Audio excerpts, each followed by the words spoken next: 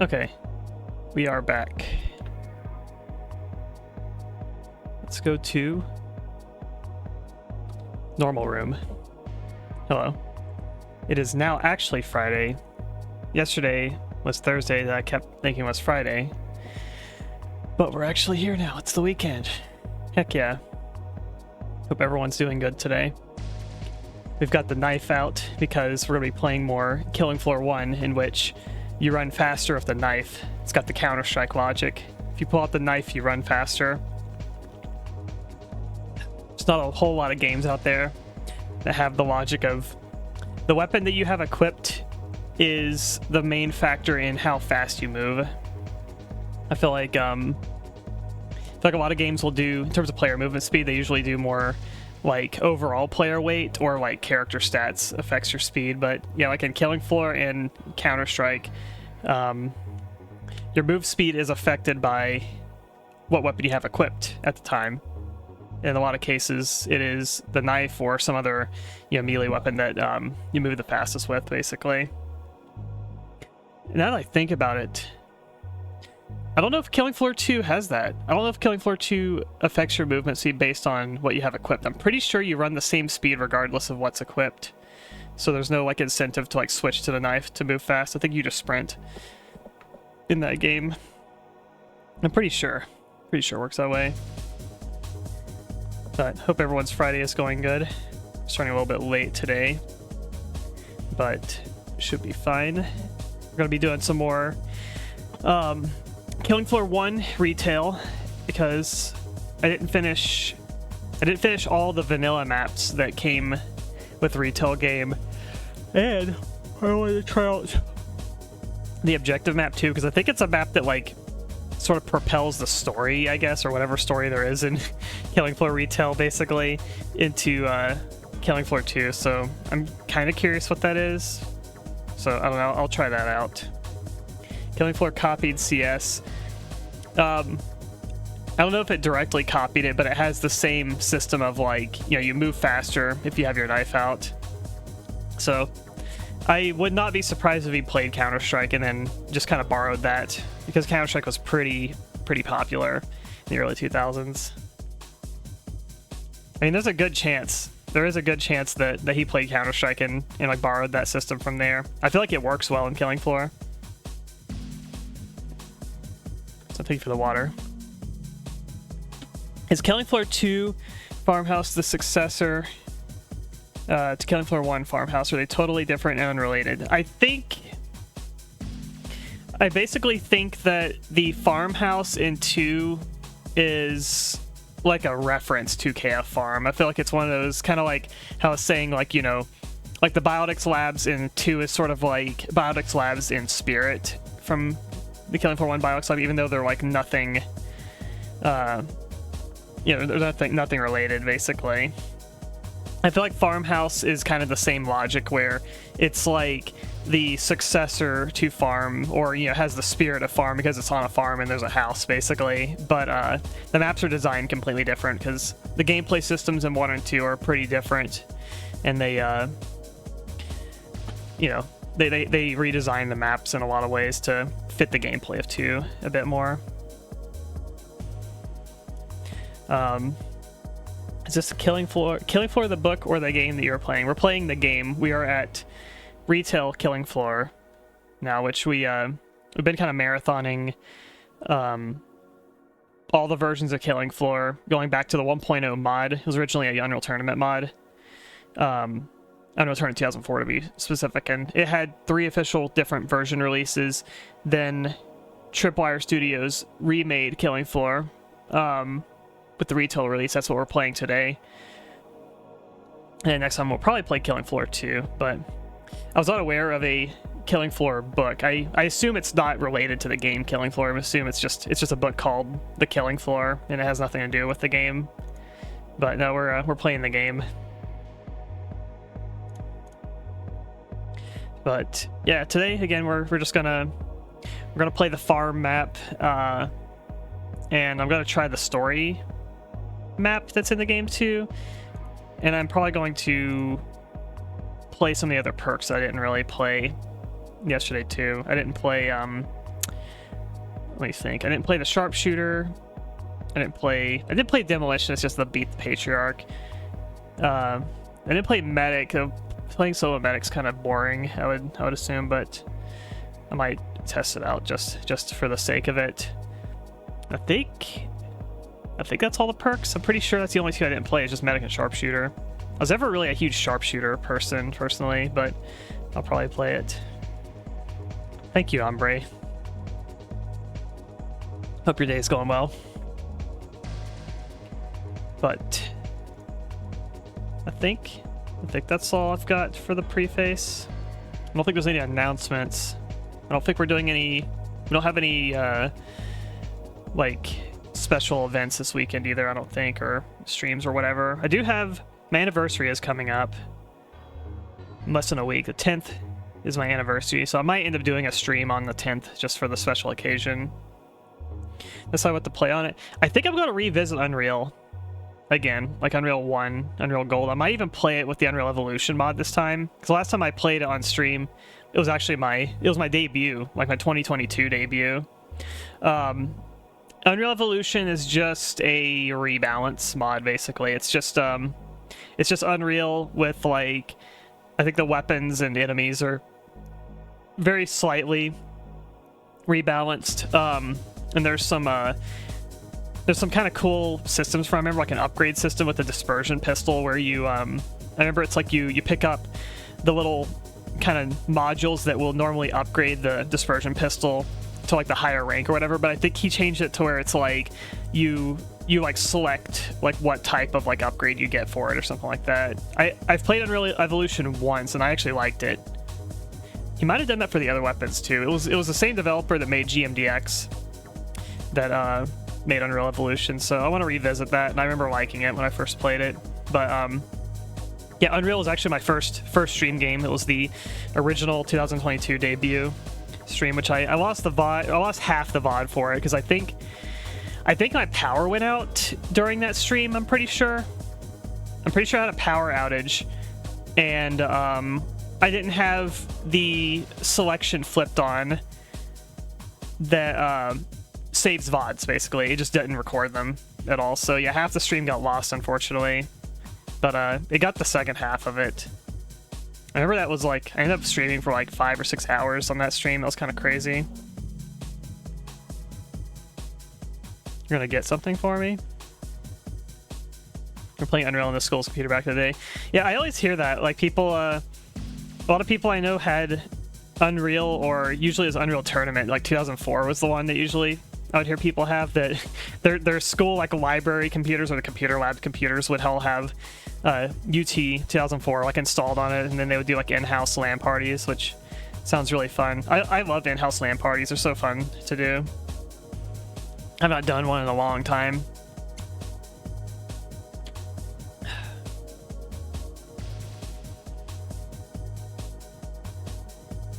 I'm waiting for the pumpkin synth surprise, whatever it is. She's supposedly getting something for me. Demo's able to get past the firewall. That's funny. I think the last time I had a LAN party was like, I think it was 2 years ago, 2.5 years ago. I used to do them pretty often, like at least like once or twice a year when I was younger, where, you know, we'd all get our computers together and you know, hook them up over a LAN and host a local server and all play them. That was always pretty fun to do. I would do that for like Counter-Strike and Half-Life mods and StarCraft, Warcraft 3, or those were games I would do. Oh, okay, yeah, she just sent me a old debut picture. Let me pull this up here. It's a very low res, kind of crunched image here. Oh, on my old layout and model.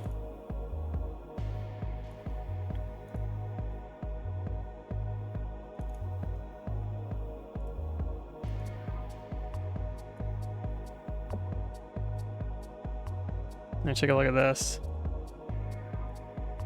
This was me from September 22. be September 10 to be exact. We have transported 3 years into the past, and now we are playing Unreal 1. With the old overlay in my old Vroid model. This was the second half of the stream. But that's pretty crazy. We've come a long way. Been almost 3 years. It's crazy. Yeah, model vibes are very different. Like between all the models that we've had, both me and you. Very different vibes between like the Vroid and the as you call it, the Unks model, and then the Ego model. The voluminous hair is unintended originally. I always imagined you with thinner hair. Yeah, I think that's just kind of how the Vroid turned out. Kind of made it look that way. Yeah, first the Vroid was Acidic Doll. Yeah, then Unks, and then Ego's current. The VOD, some of the VOD still exists. The second half of it, I streamed for about, I want to say like 5 hours or 6 hours. And yeah, like the first 2 or 3 hours of that stream got lost because my power went out and I didn't have the Twitch option flipped on that enables like saving not highlights, but you know, like saving your past broadcasts you can then later highlight basically. So yeah, my internet or my power went out and it lost that, so I went live again. But when I went live the second time, I had that switch flipped on that time. Yeah, I'm not sure why.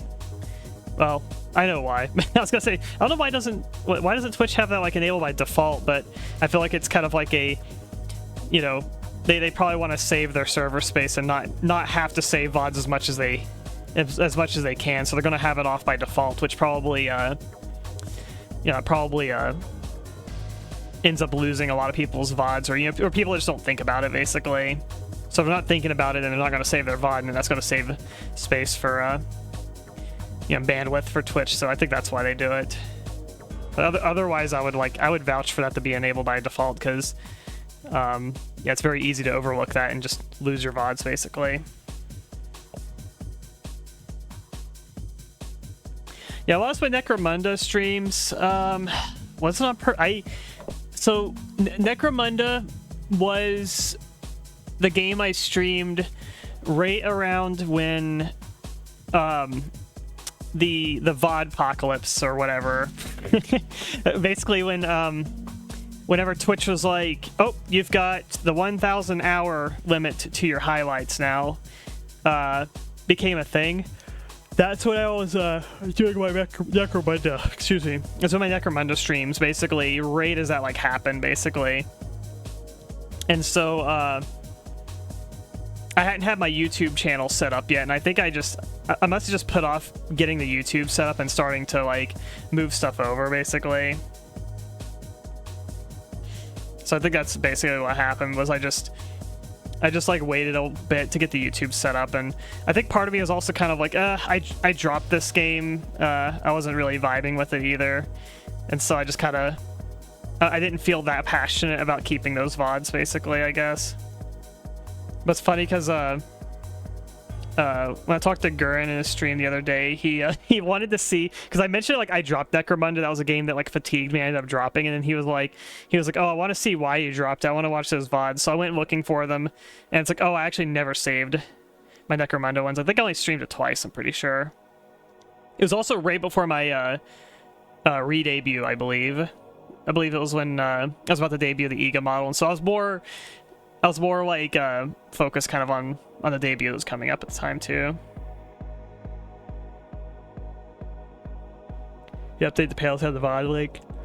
Gotcha, yeah, it's a YouTube. Lost Meena Media. I like that phrase.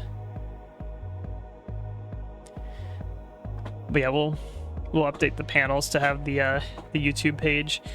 Yeah, I have a lot of my VODs still there. I just haven't publicized a lot of them there. A lot of the ones that are like pre-debut are like, they just defaulted to private whenever we exported them.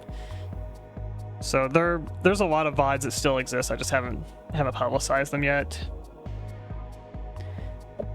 but let's continue killing floor.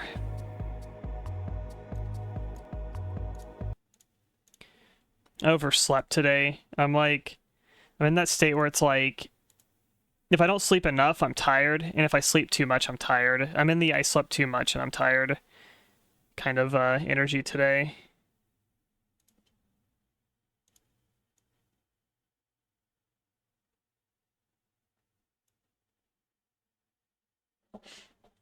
So let's go. Game. Killing floor. Still wish I could get the game in full screen, but whatever. Okay. Just do regular killing floor. I want to play Crash too. I like Crash a lot. Move myself down.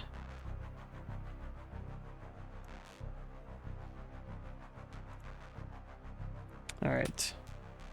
Just to get through the vanilla ones, we're gonna play Farm.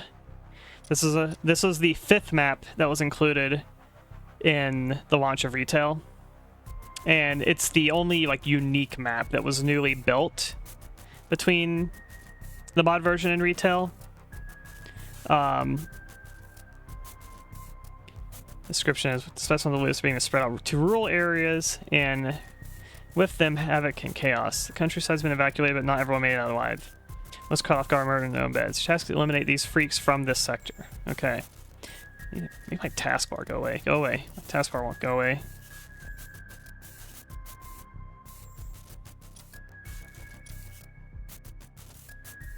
Ah! It's only full screened. There we go. Okay. Taskbar is gone now. Alright, I'll do suicidal, and then I'll just do medium length at this point. Long takes forever. Can I play the best killing floor map? Minecraft v3. Sounds like it sucks. I'm not gonna play it. I'll play Sharpshooter now because I haven't played Sharpshooter yet. Minecraft sounds like it would be one of those like Helm's Deep type maps where you probably just sit up on a wall and like shoot down at like the Zeds from a mile away. Which, speaking of which, that's my issue with this map. I think this map's pretty cool in terms of aesthetics, where it's like, I mean, you're in a big farm field, kind of spooky nighttime, has a Halloween-y feel, but my issue with this map is it's huge, it's big, and you can just kind of do this. Also, it's got the hunger track from the Killing Floor mod in this level. Actually, I prefer playing long in multiplayer. I like the pace of the waves, basically, but it does take a long time, and so just for the sake of like time and playing solo, I'm just doing medium. But it's got that it's got this like Silent Hill 1 kind of sounding track that was in originally the Killing Floor mod. You would hear this track in the single player whenever you first encounter the zombies in the church. So it's kind of cool they brought that particular track back.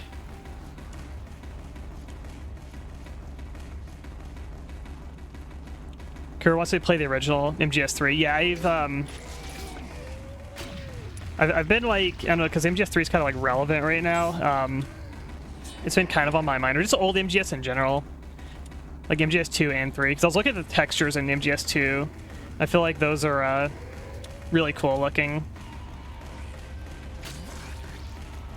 The MGS3 is the one I was always like the most interested in.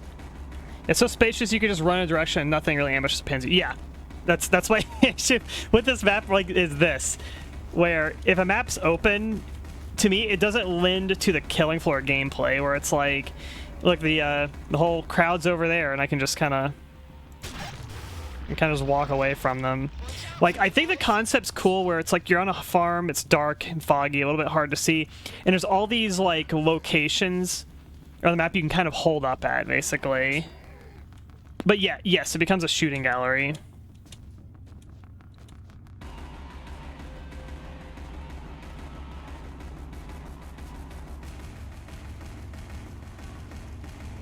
This fire actually hurts you. Hee hee. Yep. Yep, that is the zombies. I do think it's cool that there is like there's different kind of points of interest around this map that you can go to, but it's also very big. It takes a long time to get from point to point in this map, and I think part of the design intention too was to make it where the trader moves around to these very vastly distant areas from each other, where basically if you don't like preemptively run to that trader location, you're actually not going to make it to the shop, and that will screw you over basically. So in this game, sharpshooter benefits from the handguns in this game.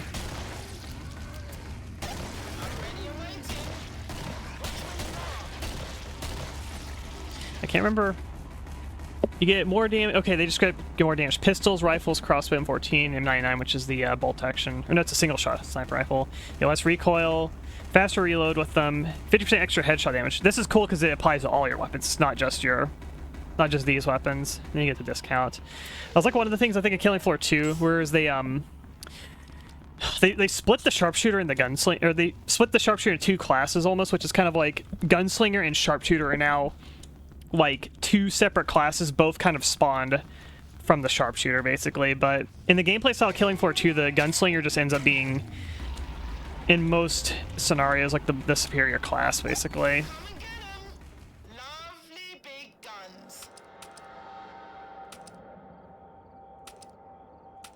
And so originally in this game, the only guns for sharpshooter I think were the pistols, lever action gun, hand cannon, and the crossbow. I think that's the only weapons originally was. I got this like stupid like steampunk. You got the M4. I remember they added the M14. The M14 was busted for a long time. It was such an overpowered weapon because it kind of it was kind of like a spam cannon basically, where you could just semi-auto, and it has a laser sight on it too. You could semi-auto the M14 and just dump into like trash mobs. You could also like obliterate Skrakes and flesh pounds of headshots with it too. The steampunk gun's pretty good fun. I haven't used it, but I don't like it aesthetically.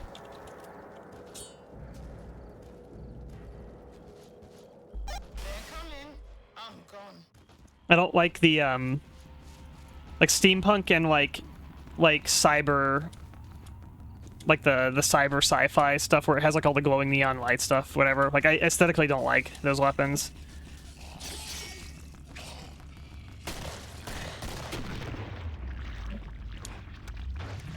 How interested am I in MGS3 personally? I'm like pretty interested.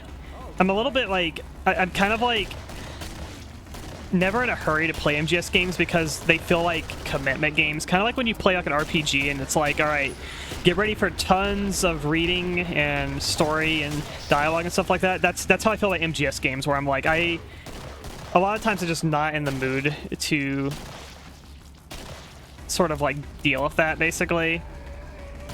So I kind of just off-put playing them basically for that reason. But I do like stealth games and action games too, and it's like they seem to have pretty interesting gameplay, so I'm kind of more interested in them in that element.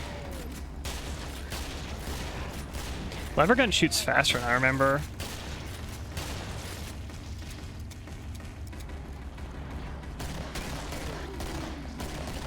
Oh, that little jump they do whenever the husk fires is so funny.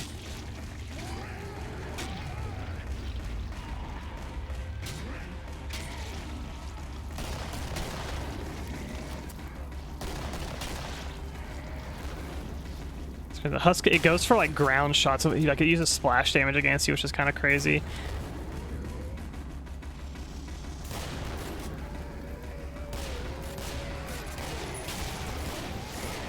Okay, I got grabbed by a claw that kind of fucked me over. I was kind of fucking around there. I hate that it does this. It like every time you go to create a match, it defaults your lengthen gameplay for some reason. I think being in window mode is like, it's like offsetting my cursor as well. Like the buttons are not clicking where they should be.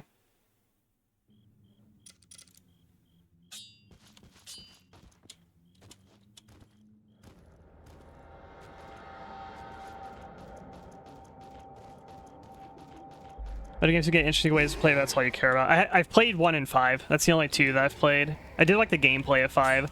It's funny because, like, I think the criticism of 5 a lot of people have is that that one basically is, like, it doesn't have enough story, that it's mostly just gameplay.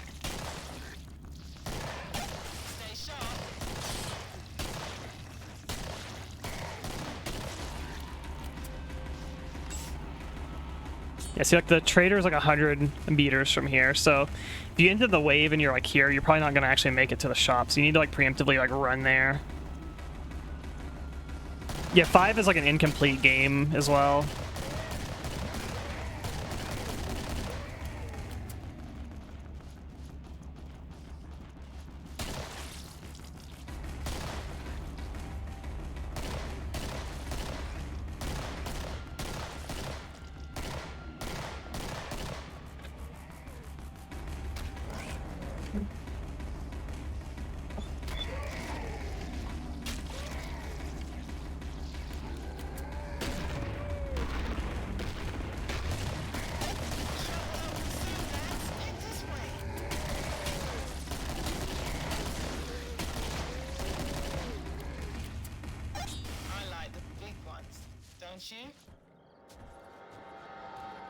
I don't know. I'm interested in playing both 2 and 3. 2, I'm mostly interested in to play to study its art, basically, because I think the art looks really good in that game. And 3, I want to play because it just seems like the coolest game in terms of its, like, setting and gameplay, basically.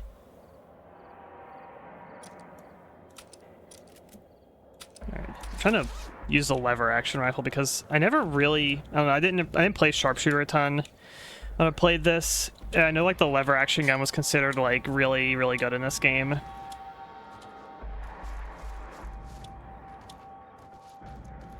I remember this being one of the locations people would hold up at a lot here. Usually people would hold this courtyard here, and I remember, like, I think people would weld this door right here. It's like sometimes welding doors is good to do just because it kind of clumps enemies up on the doors, basically, and then you can just grenade them. And it distracts them too. It basically makes a percentage of, like, the enemy spawns be focused on trying to break a door instead of, like, coming to you to attack you, essentially.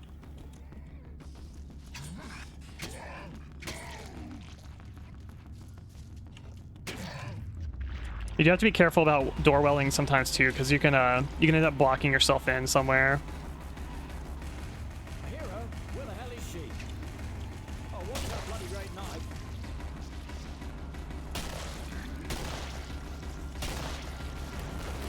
And 9mm is really strong on the sharpshooter.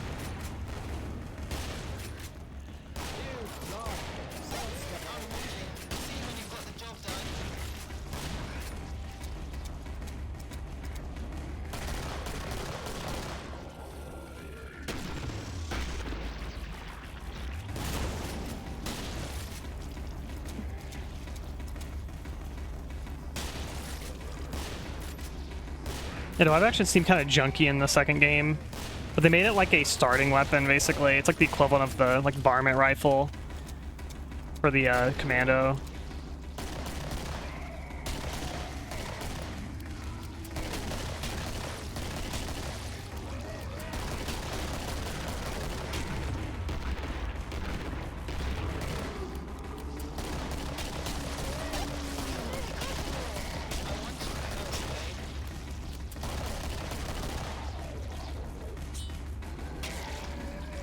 Yeah, 208 meters away. Yeah, so it's like, okay, if you don't, like, leave this one last enemy alive and preemptively start running there, you are not gonna make it to the shop.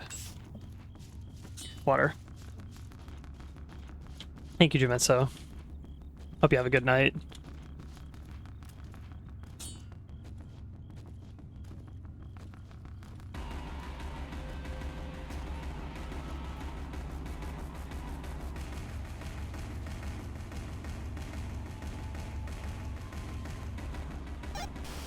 Eventually they'll just kind of die. If you move too far away from them, they'll just die. The game has some sort of check in it, basically, to be like, like, you know, is this enemy ever going to make it to you, or there's like some sort of timer built into them so you can't just like kite them infinitely, or if they get stuck, I think too, like if they're out of the bounds, to keep you from getting soft lock, they just auto kill them. I don't remember, the Mark 23 is not originally in the game also. I don't remember when they added this gun. Water, thank you. Hand cannon is really good. I like the hand cannon a lot, and this is a gun that also, even if you're not sharpshooter, the base damage is just so strong on the hand cannon that it's a pretty good like trash killing backup gun. I like it a lot. I also dual wield all these guns too, but personally I'm not about dual wielding usually.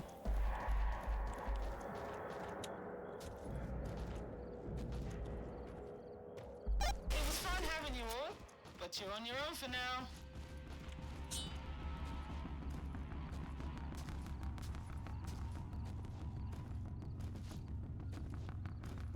The next shop's like right here.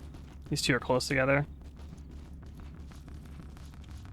I imagine this would be a bit more hectic on like if you're playing this online as well, more players, because the total enemy count at one time is much higher, so it's easier to get surrounded.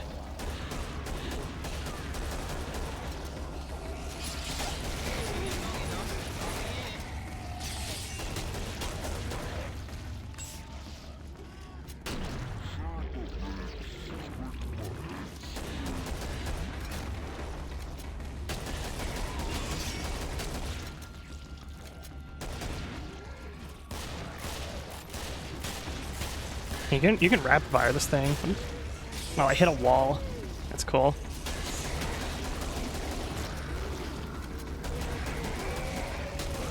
This husk might kill me.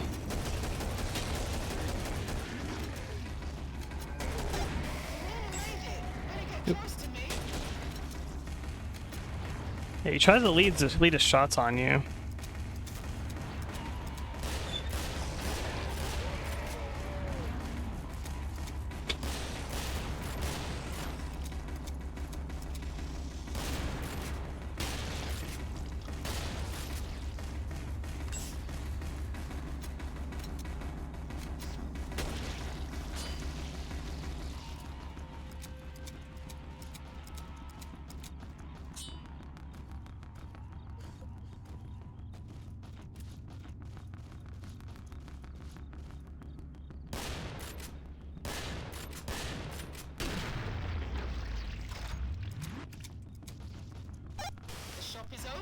It's like very weird.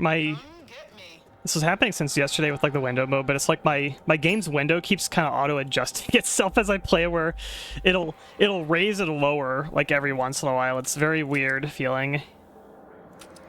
The hand cannon. I like the hand cannon.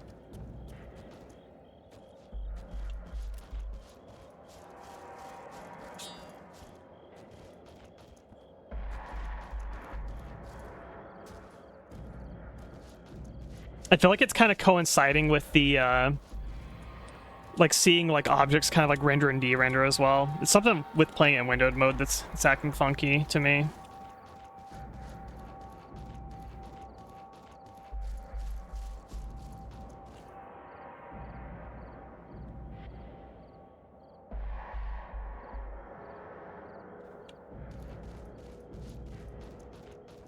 That's some good stuff I sold you. Put it to good use. A Scrake behind me? Too soon for a Scrake. Not falling for that one.